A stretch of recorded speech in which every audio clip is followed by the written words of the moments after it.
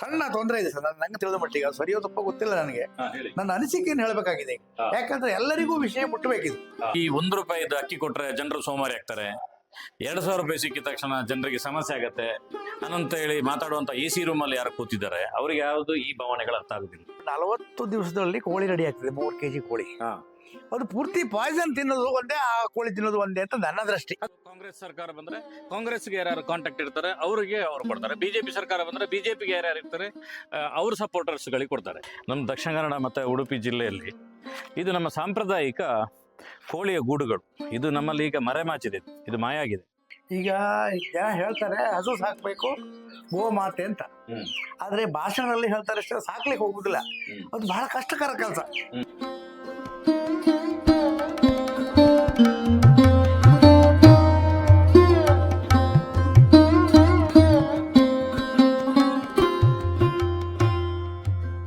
ಸಂಪೂರ್ಣ ಸಹಜ ಕೃಷಿ ಯೂಟ್ಯೂಬ್ ಚಾನಲ್ನ ಎಲ್ಲ ವೀಕ್ಷಕರಿಗೂ ನಮಸ್ಕಾರ. ನಾನು ಶಿವಪ್ರಸಾದ್ ಮಲೆಬೆಟ್ಟು. ನಾನಿವತ್ತು ನಮ್ಮೂರಿಂದ ಸುಮಾರು 170 ಕಿಲೋಮೀಟರ್ ದೂರಕ್ಕೆ ಬಂದಿದ್ದೇನೆ. ಉಡುಪಿ ಜಿಲ್ಲೆಯ ಕುಂದಾಪುರ ತಾಲೂಕಿನ ಅಂಪಾರ್ ಗ್ರಾಮಕ್ಕೆ ಬಂದಿದ್ದೇನೆ. ಅಂಪಾರ್ ಅಂತ ಹೇಳಿದ್ರೆ ನನಗೆ ಪರ್ಸನಲ್ ಆಗಿ ತುಂಬ ಹತ್ತಿರ ಆಗಿರುವಂಥ ಗ್ರಾಮ. ಯಾಕೆ ಅಂತ ಹೇಳಿದ್ರೆ ನಾವೆಲ್ಲರೂ ಕೂಡ ಇವತ್ತು 4 ಜನರ ಎದುರಿಗೆ ನಿಂತು ಮಾತಾಡಬೇಕಾದ್ರೆ, ಇವತ್ತು ಸಮಾಜದಲ್ಲಿ ತಲೆ ಎತ್ಕೊಂಡು ಓಡಾಡಬೇಕು ಅಂತ ಹೇಳಿದ್ರೆ ನಮ್ಮನ್ನು ಡಿಸೈನ್ ಮಾಡಿರುವಂಥ ವ್ಯಕ್ತಿಗಳು ತುಂಬ ಜನರು ಇರ್ತಾರೆ. ಗುರು ಹಿರಿಯರಿರ್ಬೋದು, ಕಾಲೇಜುಗಳಲ್ಲಿ ಲೆಕ್ಚರ್ಗಳಿರ್ಬೋದು, ಸ್ಕೂಲ್ಗಳಲ್ಲಿ ಟೀಚರ್ಗಳಿರ್ಬೋದು, ನಮ್ಮ ಊರಿನವ್ರು ಇರ್ಬೋದು. ಅದೇ ರೀತಿಯಲ್ಲಿ ನಾನೊಂದಷ್ಟು ಬೇರೆ ಬೇರೆ ಕಡೆಯಲ್ಲಿ ಸೋಷಿಯಲ್ ವರ್ಕ್ ಮಾಡ್ತಿದ್ದಾಗ ನನಗೆ ಒಂದು ಪ್ರೇರಣೆ ಆಗಿ, ನನಗೆ ಮಾಡೆಲ್ ಆಗಿ ನಮ್ಮೊಟ್ಟಿಗೆ ಸಪೋರ್ಟಿಗೆ ಇದ್ದಂಥವ್ರು ಅಂಪಾರ್ ಗಿರೀಶ್ ಅಣ್ಣ ಅಂತೇಳಿ. ಅವರ ಗ್ರಾಮ ಅಂತ ಹೇಳಿದ್ರೆ ನಮಗೆ ತುಂಬ ಇನ್ಸ್ಪೈರ್ ಆಗುತ್ತೆ. ನಮಗೊಂದು ರೀತಿಯಲ್ಲಿ ಗುರುಗಳಿಗಿದ್ದಾಗ ಅವರು. ಈ ಭಾಗದಲ್ಲಿ ಸಿದ್ದಾಪುರದಲ್ಲಿ ಸುಧೀರ್ ಜಿ ಅಂತಿದ್ರು, ಕೋಟೇಶ್ವರದಲ್ಲಿ ಅಣ್ಣಪ್ಪಣ್ಣ ಅಂತಿದ್ರು, ಕುಂದಾಪುರದಲ್ಲಿ ಸುಬ್ರಹ್ಮಣ್ಯ ಹೊಳ್ರು ಅಂತಿದ್ರು. ಈ ಗ್ರಾಮದಲ್ಲೆಲ್ಲ ಓಡಾಡಿದ್ದರಿಂದಾಗಿ ಇವತ್ತು ನಾನು ನಿಮ್ಮ ಎದುರುಗಡೆ ನಿಂತ್ಕೊಂಡು ಮಾತಾಡ್ಲಿಕ್ಕಾಗಿದೆ. ಅದರಿಂದಾಗಿ ಅವರೆಲ್ಲರದೊಂದು ಕೊಡುಗೆ ಮುಖಾಂತರ ನಾನು ಇವತ್ತು ಮಾತಾಡ್ತಿದ್ದೇನೆ.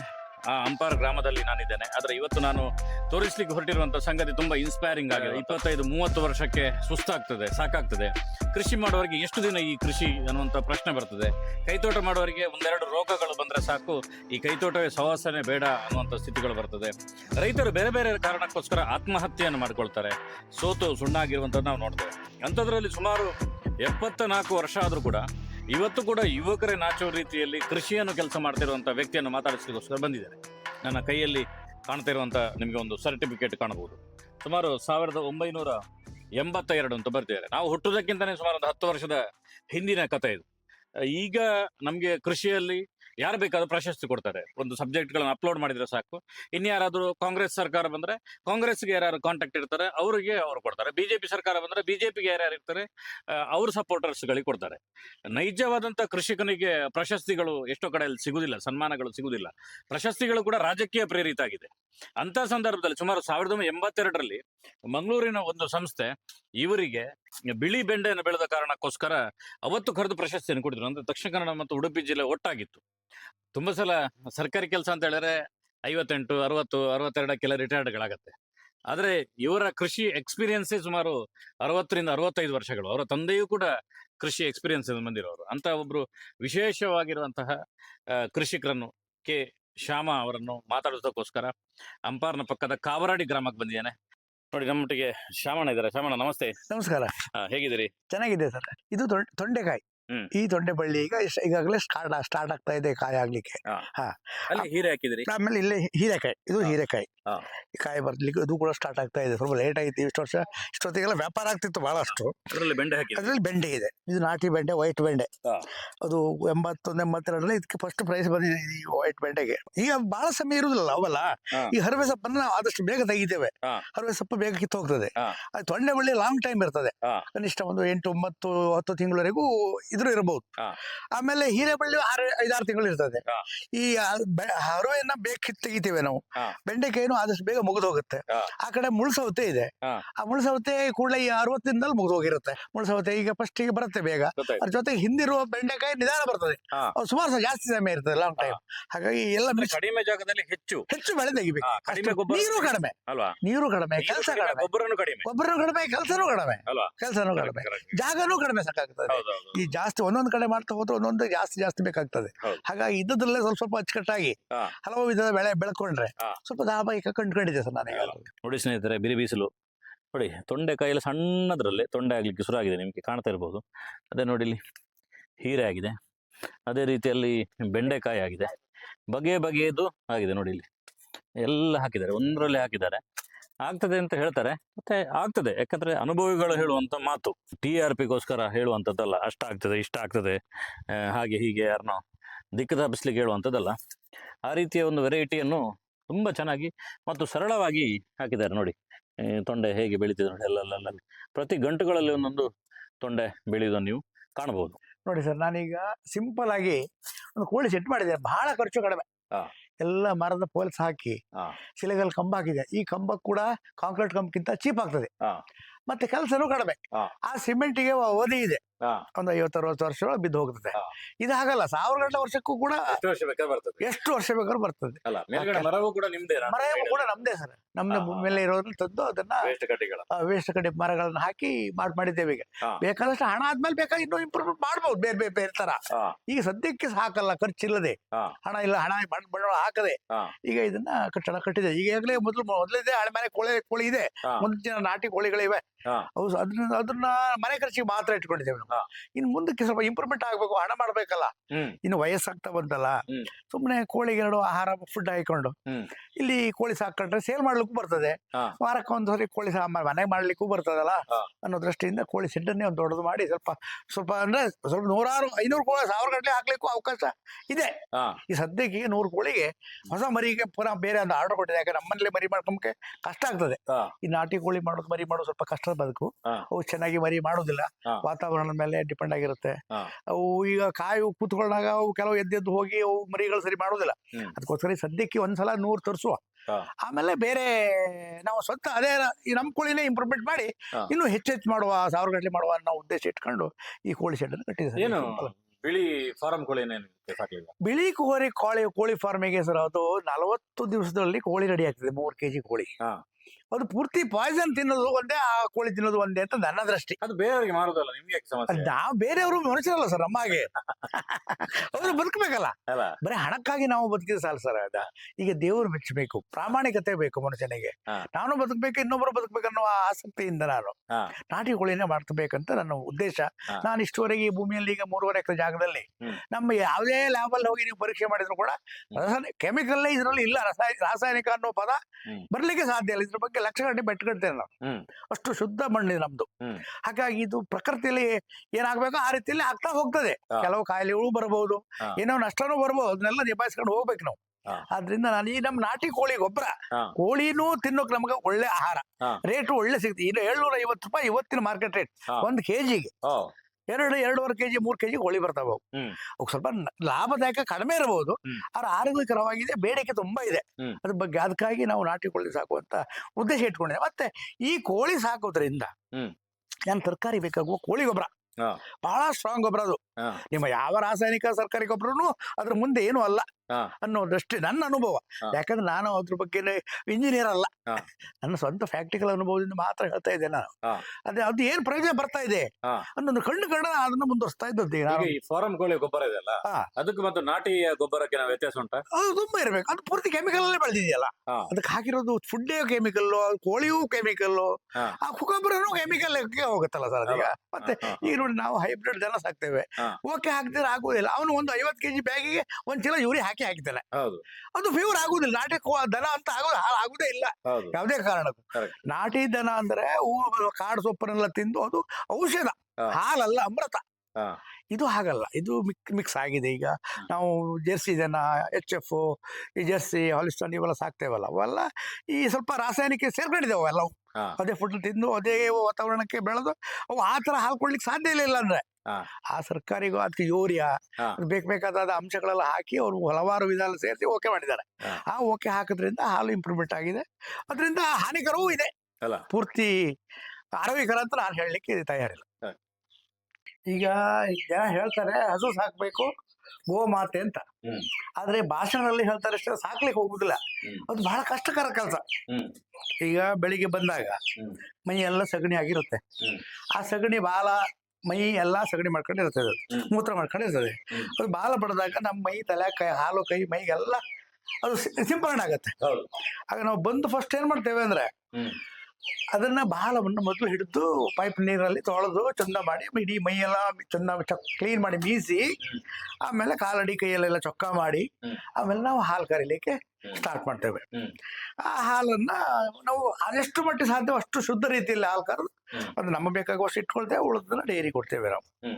ಅದು ಮಾತೆ, ಭೂಮಾತೆ, ಗೋಮಾತೆ 3 ಮಾತೆಯರ ನಂಬಿ ಕೆಟ್ಟವರಿಲ್ಲ ಅಂತ ಹಿಂದಿನವರು ತಿಳಿದವರು ಹೇಳ್ತಾರೆ. ಅದಕ್ಕೆ 100ಕ್ಕೆ 100 ಸತ್ಯ. ಯಾಕಂದ್ರೆ ನಾನೇ ಸಾಕ್ಷಿ ಅದಕ್ಕೆ. ನಾನಿವತ್ತು ಮಾತೆ ಭೂಮಾತೆಯನ್ನೇ ನಂಬಿ ಬದುಕಿದವ ನಾನು. ನನಗೆ ಈ 74ನೇ ವರ್ಷದಲ್ಲೂ ಕೂಡ ಬೇರೆ ಯಾವ ಆದಾಯವೂ ಇಲ್ಲ.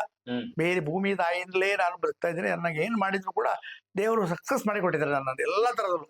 ಯಾವುದೇ ಬೆಳೆ ಮಾಡಿದ್ರು ಕೂಡ ಫೇಲಿಯರ್ ಆಗಿಲ್ಲ ನಾನು ಅದರಲ್ಲಿ. 10 ವರ್ಷ ರೇಷ್ಮೆ ಮಾಡಿದ್ರು ಕೂಡ ಅತಿ ಉತ್ತಮ ರೇಷ್ಮೆ ಬೆಳೆಗಾರನಾಗಿ ಮಂಗಳೂರು ಆಕಾಶವಾಣಿಯ ಕೂಡ ಸಂದರ್ಶನ ಕೊಟ್ಟಿದ್ದೇನೆ ಅದ್ರ ಬಗ್ಗೆ. ಇದು ನಮ್ದು ಸಾವಯವ ಪಪ್ಪಾಯಿ. ನಾವೇನ ಕೆಮಿಕಲ್ಸ್, ರಾಸಾಯನಿಕ, ನೀರು, ಗೊಬ್ಬರ ಏನು ಹಾಕಿಲ್ಲ. ಅದು ಅದ್ರಷ್ಟಕ್ಕೆ ಅದು ಇಲ್ಲಿ ಇರುವ ಮಣ್ಣಿನ ಸಾರದಲ್ಲಿ ಈಗ 2-3 ಗೆಲ್ಲು ಬರ್ತದೆ, 2-3 ಗೆಲ್ಲ ಬರ್ತದೆ, 2-3 ಗೆಲ್ಲಲ್ಲಿ ಕಾಯಿ ಆಗ್ತದೆ. ಹಾಗೆ ಅಲ್ಲಲ್ಲಿ ಅವಶ್ಯಕ ಬೀಳ್ತದೆ, ಅವಶ್ಯಕ ಹುಟ್ಟುತ್ತದೆ. ಆಮೇಲೆ ದೊಡ್ಡ ಕೃಷಿ ಅಂತ ಅದನ್ನ ನಾವು ಮಾಡ್ಕೊಂಡು ಹೋಗಿಲ್ಲ. ಆದ್ರೂ ಅದು ತುಂಬಾ ಇಳುವರಿ ಎಲ್ಲಾ ಟೈಮ್ ಒಂದ್ರಲ್ಲ ಕಾಯಿ ನಮ್ಗೆ ಒಳ್ಳೆ ಚೆನ್ನಾಗಿದೆ ಸರ್. ಟೇಸ್ಟ್ ಒಳ್ಳೆ ಉತ್ತಮ ಟೇಸ್ಟ್. ಈಗ ಮಾರ್ಕೆಟಿಗೆ ತಗೊಂಡ್ಬಂದು ತಿಂತಾರೆ, ನೋಡ್ಲಿಕ್ಕೆ ಚಂದ ಇರ್ತದೆ, ಬಹಳ ದೊಡ್ಡ ಪ್ರಮಾಣದಲ್ಲಿ ಇರ್ತದೆ. ಅದೆಲ್ಲ ಕೆಮಿಕಲ್ಲೇ ಆಗಿದೆ. ಅದು ನಿಜವಾಗಿ ಅದು ಹೇಳ್ಬೇಕಂದ್ರೆ ಆ ಮಾರ್ಕೆಟ್ ನಲ್ಲಿ ಪ್ರಶಸ್ತಿ ಕೊಡ್ತಾರೆ. ಅದಕ್ಕೆ ನಿಜವಾಗಿ ಅದೊಂಥರ ಮೂರ್ಖತನ ಅಂತ ಹೇಳ್ಬೋದು ಅದನ್ನ ತಂದು ತಿನ್ನೋದಕ್ಕೆ. ಏನು ಅದ್ರಲ್ಲಿ ಆರೋಗ್ಯಕ್ಕೆ ಬಹಳ ಹಾನಿಕರ ಇದೆ, ಅದನ್ನ ತಿಳ್ಕೊಳ್ಳಿಕ್ಕೆ ಕಷ್ಟ. ಅದನ್ನ ಲ್ಯಾಬ್ ಅಲ್ಲಿ ಟೆಸ್ಟ್ ಮಾಡಿ ಅಲ್ಲಿ ಎಷ್ಟು ಅಂಶ ರಾಸಾಯನಿಕ ಇದೆ ಅನ್ನೋದನ್ನ ಲ್ಯಾಬ್ ಅಲ್ಲೇ ಹೇಳ್ಬೇಕು ಅವ್ರು. ನಮ್ಗೆ ಹಾಗೆ ನೋಡಿ ಹೇಳಲಿಕ್ಕೆ ಸಾಧ್ಯ ಇಲ್ಲ ಸರ್.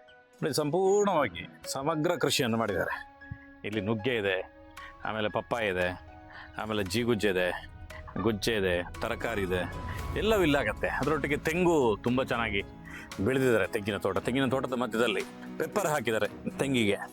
ಅಂದರೆ ಒಂದೇ ಬೆಳೆಯ ಮೇಲೆ ಡಿಪೆಂಡ್ ಆಗಿರುವಂಥದ್ದಲ್ಲ, ಎಲ್ಲ ಬೆಳೆಯ ಮೇಲೆ ಡಿಪೆಂಡ್ ಆಗಬೇಕು ಅಂತ ಹೇಳುವಂಥದ್ದು.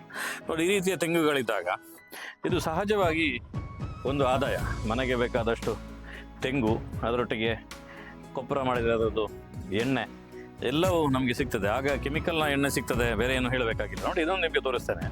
ನಮ್ಮ ದಕ್ಷಿಣ ಕನ್ನಡ ಮತ್ತು ಉಡುಪಿ ಜಿಲ್ಲೆಯಲ್ಲಿ ಇದು ನಮ್ಮ ಸಾಂಪ್ರದಾಯಿಕ ಕೋಳಿಯ ಗೂಡುಗಳು. ಇದು ನಮ್ಮಲ್ಲಿ ಈಗ ಮರೆಮಾಚಿದೆ, ಇದು ಮಾಯ ಆಗಿದೆ. ನೋಡಿ ಇದನ್ನು ಹೇಗೆ ಮಾಡಿದ್ದಾರೆ ನೋಡಿ. ಹಳೆಯ ಕಾಲದ್ದು, ಪೂರ್ತಿ ಮರದಲ್ಲಿ ಮಾಡಿರುವಂಥದ್ದು. ಅಲ್ಲಿ ಪುನಃ ಸಣ್ಣದಾಗಿರುವಂಥ ಒಂದು ತೂತು ಇದೆ, ಅಲ್ಲಿಂದ ಅದರ ಹಿಕ್ಕೆಗಳೆಲ್ಲವೂ ಕೆಳಗೆ ಬಿಡ್ತದೆ. ಸ್ವಲ್ಪ ಬೂದಿನ ಎರಚಿದ್ರೆ ಆಯಿತು. ಕೋಳಿಗಳು ಹೊರಟು ನೋಡಿ ಹೇಗಿದೆ ನೋಡಿ, ಕೋಳಿಗಳು ಹೋಗ್ತಾನೆ ಇದೆ ನೋಡಿ. ನಿಮ್ಮನ್ನು ನೋಡಲಿಕ್ಕೆ ಒಂದು ರೀತಿಯಲ್ಲಿ ಭಯ, ಎಲ್ಲ ಓಡ್ತಿದೆ ಕೋಳಿಗಳು ನೋಡಿ. ಎಲ್ಲೊಂದು ಕೋಳಿ ಗೂಡು ಪುನಃ ಇದೆ, ನಿಮಗೆ ಇಲ್ಲಿ ಕಾಣಬಹುದು ನೋಡಿ. ಆ ಗೂಡಿನ ಅಡಿಗೆ ಹೋಗಿ ಕೂತಿದ್ವಿ ಕೋಳಿಗಳೆಲ್ಲವೂ ಕೂಡ. ನಾವು ಯಾವುದೋ ವೇದಿಕೆ ಮೇಲೆ ಬೇರೆ ಬೇರೆ ಕಡೆಯಲ್ಲಿ ಕರೆದು ಮಾತಾಡುವಂಥದ್ದಲ್ಲ ರೈತನ ಜಮೀನಿಗೆ ಹೋಗ್ತೀವಿ. ನಿಜವಾದ ರೈತ ಮಾತಾಡೋದು ರೈತನ ಜಮೀನು ಮಾತಾಡ್ತದೆ, ರೈತನ ಪ್ರತಿಯೊಂದು ಕೆಲಸಗಳಲ್ಲಿ ಮಾತಾಡ್ತದೆ. ಆದರೂ ಕೂಡ ಸಮಾಜದಲ್ಲಿ ಈ ರೀತಿ ಪ್ರಶಸ್ತಿಗಳನ್ನೆಲ್ಲ ಕೊಡ್ತೀವಿ. ಇವರು ಕೂಡ ಹಲವಾರು ಪ್ರಶಸ್ತಿಗಳನ್ನು ಕೊಟ್ಟಿದ್ರು. ಈ ಎಲ್ಲ ಪ್ರಶಸ್ತಿಗಳಿಂದ ಇದು ಅತ್ಯಂತ ಶ್ರೇಷ್ಠ ಅಂತ ಅಂದ್ಕೊಂಡಿದ್ದೀನಿ. ಯಾಕಂದ್ರೆ ಇವತ್ತೆಲ್ಲ ಟೆಕ್ನಾಲಜಿಗಳು, ವಾಟ್ಸಪ್, ಫೇಸ್ಬುಕ್, ಯೂಟ್ಯೂಬ್ ಎಲ್ಲ ಬಂದಿದೆ. ಅದೆಲ್ಲ ಇಲ್ಲದಿರುವಂಥ ಸಂದರ್ಭದಲ್ಲೂ ಕೂಡ ಸುಮಾರು ಒಂದು 44 ವರ್ಷದ ಹಿಂದೆ ಈ ರೀತಿಯ ಒಂದು ಪ್ರಶಸ್ತಿಗಳನ್ನು ಪಡೆದಿದ್ದಾರೆ. ಆ ರೀತಿ ಪ್ರಶಸ್ತಿಗಳೆಲ್ಲ ಕರೆದಾಗ ನೀವು ಹೋಗ್ತೀರಿ, ನಿಮ್ಗೆ ಅಲ್ಲಿ ಮಾತಾಡ್ಲಿಕ್ಕೆ ಹೇಳ್ತಾರೆ. ನಿಮ್ಗೆ ನಿಜವಾಗ್ಲೂ ಅಲ್ಲಿಯ ಭಾವನೆಗಳು ಹೇಗಿರ್ತದೆ, ಏನೇನು ಸಂಗತಿ ನಿಮ್ಗೆ ಅನ್ಸುತ್ತೆ ಆ ಪ್ರಶಸ್ತಿಗಳು ಸಿಕ್ಕಿದಾಗ? ಪ್ರಶಸ್ತಿ ಸಿಕ್ಕಿದ ಬಗ್ಗೆ ಏನು ಅನ್ಸುತ್ತೆ ಅಂತ ನಾವು ಹೇಳಿದೆ. ಪ್ರಶಸ್ತಿ ಸಿಕ್ಕಿದ್ದು ಸಂತೋಷವೇ. ನಮ್ಮ ಹೋರಾಟ ಪಟ್ಟದಕ್ಕೆ, ಕಷ್ಟಪಟ್ಟದಕ್ಕೆ ಪ್ರಶಸ್ತಿ ಕೊಟ್ಟಿದ್ದಾರೆ, ಸನ್ಮಾನ ಮಾಡಿದ್ದಾರೆ, ಎಲ್ಲ ಮಾಡಿದ್ದಾರೆ. ಆದರೆ ಸಂತೋಷ ಪಡುವೆ ಇದು ನೋಡಿ. ಯಾರು ಇನ್ನೂ ಉಳಿದವರು ಕೂಡ ಹೋರಾಟ ಪಟ್ಟು ಕೃಷಿ ಬೆಳೀಲಿಕ್ಕೆ ಆಸಕ್ತರಾಗಿ ಹೋರಾಡಬೇಕಂತ ನಾನು ಕೂಡ ಬಯಸ್ತೇನೆ. ಆದ್ರೆ ಒಂದು ಅಲ್ಲಿ ಸಣ್ಣ ತೊಂದರೆ ಇದೆ ಸರ್, ನಂಗೆ ತಿಳಿದ ಮಟ್ಟಿಗೆ. ಅದು ಸರಿಯೋ ತಪ್ಪ ಗೊತ್ತಿಲ್ಲ ನನಗೆ. ನನ್ನ ಅನಿಸಿಕೆಯನ್ನು ಹೇಳಬೇಕಾಗಿದೆ. ಯಾಕಂದ್ರೆ ಎಲ್ಲರಿಗೂ ವಿಷಯ ಮುಟ್ಟಬೇಕಿದು. ಈಗ ನಾನು ತಿಳಿದ ಹಾಗೆ ನನಗೆ ಪ್ರಶಸ್ತಿ ಕೊಡಲಿಕ್ಕೆ ಮಂದರ್ತಿ ಕರೆದಿದ್ದಾರೆ, ವಿಜಯ ಕರ್ನಾಟಕ ಪೇಪರ್. ನಾನು ಒಂದು ದಿವಸದ ಕೆಲಸ ಬಿಟ್ಟು ಹೋಗಿದ್ದೇನೆ. ಒಂದು ಗಾಡಿ ಮಾಡ್ಕೊಂಡು ಹೋಗ್ಬೇಕಾಯ್ತು. ಅವ್ರು ಹೇಳೋ ಟೈಮಿಗೆ ನಮಗೆ ಬಸ್ ಇಲ್ಲ ನಮ್ಮ ರೂಟಿಂದ. ಗಾಡಿ ಮಾಡ್ಕೊಂಡು ಹೋಗಿ ನಾವು 2-3 ಜನ ಹೋಗಿದ್ದೇವೆ ನಾವು. ಫಸ್ಟ್ ಟೈಮ್ ನನಗೆ ಅಲ್ಲಿ ಅವರು ಸನ್ಮಾನ ಇಲ್ಲಿ ನಮ್ಮ ಲೋಕಲ್ನವ್ರು ಕರೆದು ಬಿಡಿ, ಇಲ್ಲಿ ಹತ್ರ ಹೋಯ್ತು ಬಂತು, ದೊಡ್ಡ ಸಂಖ್ಯೆ ಅಲ್ಲ. ಈ ಮಂದರ್ತಿ ಹೋಗು ಸ್ವಲ್ಪ ದೂರ. ಅವಾಗ ಗಾಡಿ ಬಾಡಿಗೆ ಮಾಡ್ಕೊಂಡು ಹೋಯ್ತು. 1,500 ರೂಪಾಯಿ ಬಾಡಿಗೆ. ಆಮೇಲೆ ನನ್ನ ಒಂದ್ ದಿವಸ ಕೂಲಿ. ಈ ನಾನೇನೋ ಸುಧಾರಿಸ್ಕೊಂಡಿದ್ದೆ, ನನ್ಗೆ ಕೊಡ್ಬೇಕಂತ ನಾನು ಇಷ್ಟ ಕೇಳೋದಿಲ್ಲ. ನನ್ಗಿದ್ ಎಷ್ಟೋ ಕಷ್ಟದವರಿದ್ದಾರೆ ಪಾಪ, ಬಹಳ ತುಂಬಾ ಬಡತನದಲ್ಲಿದ್ದಾರೆ. ಅವ್ರು ಹೋಗಿರ್ತಾರೆ, ಹೋಗ್ಲಿಕ್ಕೆ ಏನೋ ಕಷ್ಟಪಟ್ಟು ಬಸ್ಸಲ್ಲಿ ಹೋಗಿರ್ತಾರ, ಕೇಳಿದ ಕೆಲ ವಿಚಾರಗಳನ್ನ. ಆದ್ರೆ ಬರ್ಲಿಕ್ಕೆ ಹಣ ಇಲ್ಲ. ನಾನು ಹೋಗ್ಲಿಕ್ಕೆ ಹಣ ಇಲ್ಲ ಅಂತ ಕೇಳಿ ಪಡ್ಕೊಂಡು ಬಂದವರು ಎಷ್ಟೋ ಮಂದಿ ಇದ್ದಾರೆ. ಆದ್ರಿಂದ ಅವರಿಗೆ ಸನ್ಮಾನಿಸಿ ಗೌರವಿಸಿ ಸಂತೋಷವೇ. ಆದ್ರೆ ಇನ್ ಕೆಲವು ಬಡ ಶಾಲೆ ಸ್ಕೂಲ್ ಮಕ್ಕಳು ಎಲ್ಲೆಲ್ಲೋ ಪ್ರಶಸ್ತಿ ಕರೀತಾರೆ ಸನ್ಮಾನಕ್ಕೆ. ಆ ಮಕ್ಕಳು ಹೋಗ್ತಾರೆ, ಅಪ್ಪ ಕೂಲಿ ಹೋಗಿದ್ರೆ ಮಕ್ಕಳಿಗೆ ನಾಳೆ ಗಂಜಿಗೆ ಹಣ ಇಲ್ಲ ಊಟಕ್ಕೆ ಅಂತ ಕಷ್ಟದವ್ರು ಮಕ್ಕಳನ್ನ ಹೋಗುವಾಗ ಅಪ್ಪ ಅಥವಾ ಅಮ್ಮ ಹೋಗ್ಲೇಬೇಕಾ? ಸಣ್ಣ ಮಕ್ಕಳು ಕಳಿಸ್ಲಿ ಬರ್ತದಾ? ಆಗ ಜೊತೆ ಹೋಗ್ತಾರೆ. ಅವರು ಪಾಪ ಕಷ್ಟದಲ್ಲಿ ಇರ್ತಾರೆ, ಒಂದ್ ದಿವಸದ ಕೂಲಿ. ಅದಕ್ಕಾಗಿ ನಾನು ಹೇಳೋದೇನಪ್ಪ ಅಂದ್ರೆ, ನನಗಾಗಿ ಅಲ್ಲ, ಈ ಬಹಳ ಇಷ್ಟು ನನ್ನ ಇನ್ನೂ ಕೆಲವರು ಹೇಳಿದ್ರು, ಈ ಕೆಲವು ಭಜನೆ ಮಾಡ್ಲಿಕ್ಕೆ ಮಹಿಳೆಯರು ಹೋಗ್ತಾರೆ, ಇಲ್ಲೆಲ್ಲೋ ಪದ್ಯ ಹೇಳಲಿಕ್ಕೆ ಭಜನೆ ಮಾಡ್ಲಿಕ್ಕೆ ಗಾಡಿ ಮಾಡ್ಕೊಂಡು ಹೋಗ್ತಾರೆ ಸರ್. ಆ ಗಾಡಿ ಮಾಡ್ಕೊಂಡು ಹೋದಾಗ ನಮ್ಮ ಗಾಡಿ ಯಾರೋ ಒಬ್ಬರಿಗೆ ಒಂದು ಹರಿವಾಣ ಕೊಟ್ಟು ಏನೋ ಶಾಲ ಹಾಕಿ ಒಂದು ಸಣ್ಣ ಸನ್ಮಾನ ಮಾಡ್ತಾರೆ, ಹಣ್ಣು ಕೊಟ್ಟು. ಉಳಿದವ್ರಿಗೆ ಏನೂ ಇಲ್ಲ. ಇವ್ರು ಕೈಯಿಂದ ಹಾಕಿ ಗಾಡಿ ಬಾಡಿಗೆ ಮಾಡಿ ಹೋಗಿ ಪಾಪ ನೊಂದ್ಕೊಂಡವ್ರು ಎಷ್ಟೋ ಮಂದಿ ನನ್ನ ಹತ್ರ ಹೇಳಿದ್ದಾರೆ. ಆಮೇಲೆ ಈ ಮಕ್ಕಳ ಅಪ್ಪಂದಿರು ಕೂಡ ಹೇಳಿದ್ದಾರೆ ನನ್ನ ಹತ್ರ, ಹೀಗೀಗ ಆಗ್ತಾ ಇದೆ, ಸನ್ಮಾನ ಮಾಡ್ತಾರಲ್ಲ ಸತ್ಯ, ಆದ್ರೆ ನಮಗೆ ನಷ್ಟಕ್ಕೆ ಯಾರೂ ಇಲ್ಲ. ಅದಕ್ಕೆ ಮತ್ತೆ ಆಮೇಲೆ ಹುಡುಗ ಬಂದ್ ಮಗು, ನನಗೆ ಈ ಪ್ರಶಸ್ತಿ ಸಿಕ್ಕಿದೆಯಲ್ಲಪ್ಪ, ಇದನ್ನ ಎಲ್ಲಿ ಇಡುದು ನಾನೀಗ? ಒಂದು ಶೋಕ ಪಟ್ ಮಾಡಿ ಕೊಡು ಅಂತ. ಕಿರ್ಲ ನಿದ್ರೆ ಮಾಡ್ಲಿ ಬಿಡುದಿಲ್ಲ ಹುಡುಗ. ನಾನು ಏನ್ ಮಾಡ್ಬೇಕು, ನನಗೆ ಇಂಥ ಸಮಸ್ಯೆಗಲ್ಲ ಅಂತ ಅವರು ಹಾಗ ಅಂತಾರೆ. ಆದ್ರಿಂದ ಆ ಹೋಗು ಖರ್ಚನ್ನ ಒಂದು ಅವರಿಗೆ ಸನ್ಮಾನ ಮಾಡುವಾಗ ಅವ್ರನ್ನ ಗುರುತಿಸಿ, ಯಾಕಂದ್ರೆ ಶ್ರೀಮಂತರಿಗೆ ಬೇಡ, ಅವ್ರು ಹಣ ಕೊಟ್ಟರು ಶ್ರೀಮಂತರು ಪ್ರಶಸ್ತಿ ಪಡ್ಕೊಳ್ಳಿಕ್ಕೆ ಯೋಗ್ಯರಾಗಿರ್ತಾರೆ. ಬಡವರಿಗೆ ನಾವು ಸಹಾಯ ಕೊಡ್ಬೇಕಂತ ನನ್ನ ಒಂದು ಸಣ್ಣ ಸಲಹೆ. ನೋಡಿ, ಎಷ್ಟೋ ಸಲ ಒಂದು ರೈತನ ನಿಜವಾದ ಭಾವನೆ ಇಲ್ಲಿ ಗೊತ್ತಾಗ್ತದೆ. ಎಷ್ಟೋ ಸಲ ಹಳ್ಳಿಗಳಲ್ಲಿ ಬೇರೆ ಬೇರೆ ಕಡೆ ಪ್ರಶಸ್ತಿಗಳಲ್ಲಿ ನೀವು ಹೇಳಿದ್ರಿ ಹೋಗೋದೇ ಕಷ್ಟ ಅಂತ ಹೇಳಿ. ಇದು ಈ ₹1 ಅಕ್ಕಿ ಕೊಟ್ರೆ ಜನರು ಸೋಮಾರಿ ಆಗ್ತಾರೆ, 2,000 ರೂಪಾಯಿ ಸಿಕ್ಕಿದ ತಕ್ಷಣ ಜನರಿಗೆ ಸಮಸ್ಯೆ ಆಗತ್ತೆ ಅನ್ನಂತ ಹೇಳಿ ಮಾತಾಡುವಂತ AC ರೂಮಲ್ಲಿ ಯಾರು ಕೂತಿದ್ದಾರೆ ಅವ್ರಿಗೆ ಯಾವುದು ಈ ಭಾವನೆಗಳು ಅರ್ಥ ಆಗುದಿಲ್ಲ. ಇದು ಯಾವುದು ದೊಡ್ಡ ದೊಡ್ಡ ಸ್ಕ್ರೀನ್ಗಳಲ್ಲಿ ಕಾಣೋದಿಲ್ಲ, ದೊಡ್ಡ ದೊಡ್ಡ ಮೀಡಿಯಾಗಳಲ್ಲಿ ಕಾಣೋದಿಲ್ಲ, ಇಲ್ಲಿ ಲೇಖಕರ ಲೇಖನದಲ್ಲಿ ಬರೋದು. ಇದೆಲ್ಲವೂ ಕೂಡ ಸಾಮಾನ್ಯ ಹಳ್ಳಿಯ ಬಡ ಜನರ, ಬಡ ರೈತರ ಇದು ಭಾವನೆಗಳಿರುವಂತದ್ದು. ಅದನ್ನು ನಾವು ಗೌರವಿಸಬೇಕಾಗ್ತದೆ. ಇನ್ನೊಂದು ತುಂಬಾ ಸ್ಪೆಷಲ್ ಆಗಿರುವಂತದ್ದು ಇದೆ, ಇವ್ರದೊಂದು ಗಾಡಿ ಇದೆ, ಆ ಗಾಡಿಯನ್ನು ನಿಮ್ಗೆ ತೋರಿಸ್ತೇನೆ. ಆ ಗಾಡಿ ನಮ್ಮ ದಕ್ಷಿಣ ಕನ್ನಡ ಜಿಲ್ಲೆ ಎಲ್ಲ ಕಡೆಯಲ್ಲಿ ಹಿಂದೆ ಒಂದು ಟೈಮಲ್ಲಿ ರಸ್ತೆಯಲ್ಲಿ ಹೆಚ್ಚು ಗಾಡಿಗಳು ಓಡಾಡ್ತಿದ್ದ ಗಾಡಿ, ಆ ಗಾಡಿಯನ್ನು ಇವತ್ತು ಕೂಡ ಚಾಲನೆಯಲ್ಲಿ ಇಟ್ಟಿದ್ದಾರೆ. ಆ ಗಾಡಿ ಯಾವುದು ಅನ್ನುವಂಥದ್ದು ತೋರಿಸ್ತೇನೆ, ಬನ್ನಿ.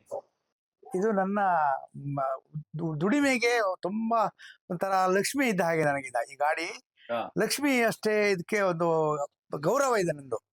ಇದರಲ್ಲಿ ನಾನು ತುಂಬಾ ಎಲ್ಲ ವಸ್ತುಗಳು, ನಾನು ಬೆಳೆದದ್ದ ತೆಂಗಿನಕಾಯಿಂದ ಹಲಸಿನ ಹಣ್ಣು, ಮಾವಿನ ಹಣ್ಣು, ಪೈನಾಪಲ್ಲು, ಈ ತರ ಎಲ್ಲಾ ತರಕಾರಿಗಳು, ಬೆಂಡೆ, ತೊಂಡೆ, ಅಲಸಂಡೆ, ಸೋರೆಕಾಯಿ, ಕುಂಬಳಕಾಯಿ ಎಲ್ಲವನ್ನು ಈ ಗಾಡಿಯಲ್ಲಿ ಕಟ್ಟಿ ಕನಿಷ್ಠ ಒಂದು 80ರಿಂದ 1 ಕ್ವಿಂಟಲ್ವರೆಗೂ ಗಾಡಿಗೆ ಕಟ್ಟಿ ಮನೆಗೆ ಬಳಕೆದಾರರಿಗೆ ಹೋಗಿ ನೇರ ಬಳಕೆದಾರರಿಗೆ, ಮಧ್ಯವರ್ತಿಗಳಿಗೆ ಯಾರಿಗೂ ಕೊಡ್ತಾ ಇಲ್ಲ, ನೇರ. ಆದ್ರಿಂದ ತುಂಬಾ ಲಾಭ ಆಗಿದೆ ನಂಗೆ. ಅದರಿಂದ ಮಧ್ಯವರ್ತಿ ಕೊಟ್ಟರೆ ಅರ್ಧ ಸಿಗ್ತದೆ. ನಾನು ಇವತ್ತು ₹100 ಬೆಂಡೆಕಾಯಿ ಮಾರ್ತಾ ಇದ್ದೇನೆ ಕೆಜಿಗೆ, ₹80 ಹೀರೆಕಾಯಿ ಮಾರ್ತಾ ಇದ್ದೇನೆ, ತೊಂಡೆಕಾಯಿ ₹80 ಮಾರಾಟ ಮಾಡ್ತಾ ಇದ್ದೇನೆ.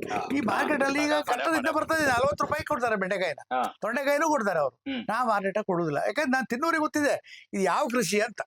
ಅವ್ರಿಗೆ ಗೊತ್ತಿರ್ತದೆ. ಬಹಳ 4-5-6 ವರ್ಷದಿಂದ ನಾನು ಇದನ್ನು ಮಾಡ್ತಾ ಇರೋದ್ರಿಂದ, ಪದೇ ಹೋಗಿ ಮನೆಗೆ ಕೊಡೋದ್ರಿಂದ ಸತ್ವ ಏನು ಅಂತ ಗೊತ್ತಿದೆ, ಅದರ ಟೇಸ್ಟ್ ಏನು, ಅದು ಒಳ್ಳೆತನ ಏನು, ಆರೋಗ್ಯಕ್ಕೆ ಎಷ್ಟು ಒಳ್ಳೇದು ಅನ್ನೋದ್ರ ಪರಿಮಳ ಏನು, ರುಚಿ ಏನು ಅನ್ನೋದೆಲ್ಲ ಜನರಿಗೆ ಗೊತ್ತಿದೆ. ಹಾಗಾಗಿ ನನ್ನ ಪ್ರಶ್ನೆ ಮಾಡುದಿಲ್ಲ ರೇಟಿನ ಬಗ್ಗೆ. ಎಷ್ಟು ಹೇಳ್ತಾರೆ ಅಷ್ಟು ಕೊಟ್ಟು ತಗೊಳ್ತಾರೆ.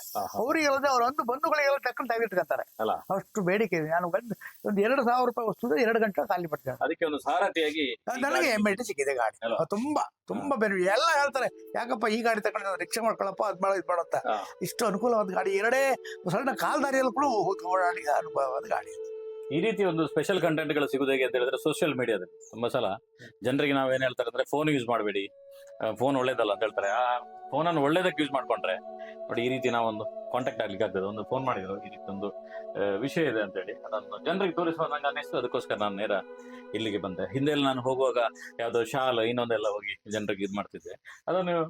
ಅದು ಉಪಯೋಗ ಆಗ್ತದೆ ಅಂತಿಲ್ಲ 100%. ಆದ್ರೆ ಈ ಬೀಜ ಇದೆಯಲ್ಲ, ಇದು ಒಂದು ಬೀಜದ ಕಥೆ ಅಲ್ಲ. ಇದು ಈ ವೆರೈಟಿ ನಮ್ಮ ಮನೆಯಲ್ಲಿ ಬೆಳೆದಿರುವಂತ ಕೆಲವು ಬೀಜಗಳನ್ನು ನಿಮಗೆ ಕೊಟ್ಟಿದ್ದೇನೆ, ಗಿಡಗಳನ್ನು. ಇದರ ವೆರೈಟಿ ನಿಮಗೆ ಹೊರಗಡೆಗೆ ಪಸರಿಸ್ತದೆ. ನೀವೊಂದು ಅಷ್ಟು ಜನರಿಗೆ ಗಿಡಗಳನ್ನು ಕೊಡ್ತೀರಿ, ಅದರ ಮುಖಾಂತರ ಒಂದು ಸಾವಯವದ ಬೀಜವನ್ನು, ಕೇವಲ ತರಕಾರಿ ಬೀಜ ಅಲ್ಲ, ಇದು ಸಾವಯವದ ಬೀಜ, ಇದೊಂದು ಮಾನವೀಯತೆಯ ಬೀಜ, ಇದೊಂದು ಸಾಮರಸ್ಯದ ಬೀಜವನ್ನು ನಾವು ಪ್ರತಿ ಊರುಗಳಲ್ಲಿ ಬಿತ್ತುತ್ತೇವೆ. ಅದರ ಮುಖಾಂತರ ಸಂಪೂರ್ಣ ಸಹಜ ಕೃಷಿ ಮತ್ತು ರೈತರ ಮಧ್ಯದಲ್ಲಿ ಒಂದು ಕನೆಕ್ಟಿಂಗ್ ಬಿಲ್ಡ್ ಆಗ್ತದೆ. ಸರ್, ನಮಗೆ ಒಂದು ನಿಮ್ಮ ಅತ್ಯಮೂಲ್ಯವಾಗಿರುವಂತಹ ಇಷ್ಟು ವರ್ಷದ ಒಂದು ಎಕ್ಸ್ಪೀರಿಯನ್ಸ್ ನಮ್ಗೆ ಕೊಟ್ಟಿದ್ದೀರಿ. ನಿಮ್ಗೆ ಹೃತ್ಪೂರ್ವಕವಾಗಿ ಧನ್ಯವಾದಗಳು. ನಿಮ್ಮಂತ ಆಶೀರ್ವಾದ ನಮ್ಗೆ ಬೇಕು. ಯಾಕೆಂತ ಹೇಳಿದ್ರೆ, ನಾವು ಈ ರೀತಿ ರೈತರ ಮಧ್ಯದಲ್ಲಿ ಒಂದು ಪ್ರಾಮಾಣಿಕ ಕೆಲಸ ಮಾಡುವಾಗ ನಮ್ಗೆ ಎಷ್ಟೋ ಸಲ ಕೆಲವು ಸಲ ಬೇಡದಿರೋ ಮಾತುಗಳು ಬರ್ತದೆ. ಆದ್ರೆ ಇವರಂತ ಹಿರಿಯರ ಆಶೀರ್ವಾದ ನಮ್ಗಿದ್ರೆ ನಾವು ಯಾವುದನ್ನು ಬೇಕಾದ್ರೂ ಫೇಸ್ ಮಾಡ್ಕೊಂಡು ಗಟ್ಟಿಯಾಗಿ ಮತ್ತೆ ಕೃಷಿಕರ ಪರವಾಗಿ ನಿಲ್ತೇವೆ ಅಂತ ಹೇಳ್ತೇವೆ. ನಿಮ್ಗೆ ಹೃತ್ಪೂರ್ವಕ ಧನ್ಯವಾದಗಳು. ಏನು ನಿಮಗೆ ತೊಂದರೆ ಆಗ್ತದೆ, ದೇವ್ರ ರಕ್ಷಣೆ ಇರ್ತದೆ ಸರ್. ಯಾಕಂದ್ರೆ ನೀವು ಮಾಡೋ ಪ್ರಾಮಾಣಿಕತೆಗೆ ದೇವರು ನನ್ನ ಆಶೀರ್ವಾದವೂ ಇದೆ, ದೇವರ ಆಶೀರ್ವಾದವು ಖಂಡಿತ ಸಿಗ್ತದೆ. ಎಲ್ಲ ಹೋದ್ರು ನೀವು ಸೋಲಿಲ್ಲ, ಗೆಲುವು ನಿಮ್ಗೆ ಖಂಡಿತ ಅಂತ ನಾನು ಹೇಳಲಿಕ್ಕೆ ಇಷ್ಟಪಡ್ತೇನೆ ಧನ್ಯವಾದಗಳು ಸರ್.